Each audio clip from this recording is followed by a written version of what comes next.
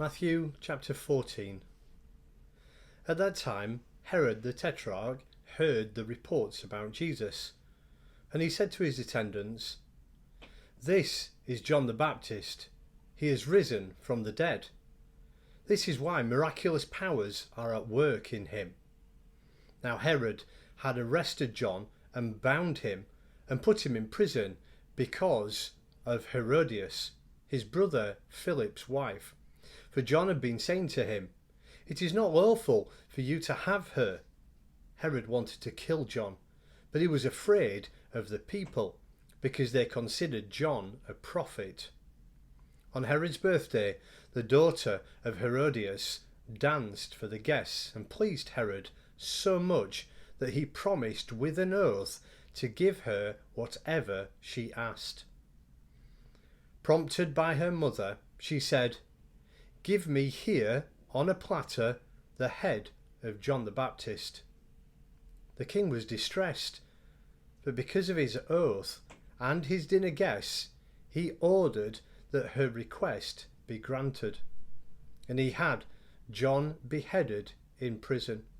His head was brought in on a platter and gave to the girl, who carried it to her mother. John's disciples came and took his body and buried it. Then they went and told Jesus.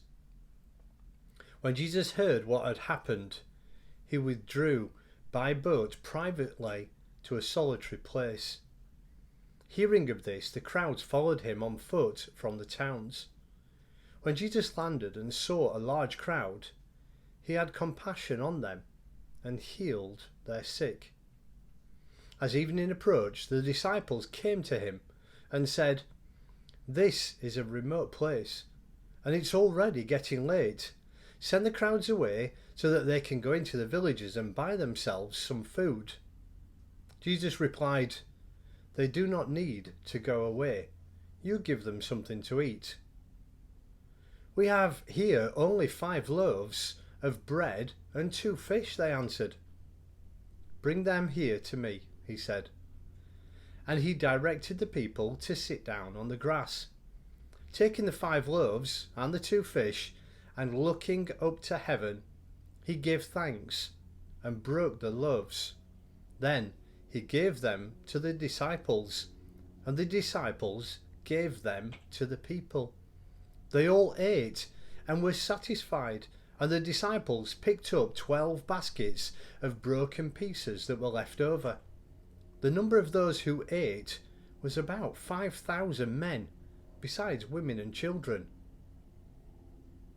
Immediately, Jesus made the disciples get into the boat and go ahead of him to the other side, while he dismissed the crowd.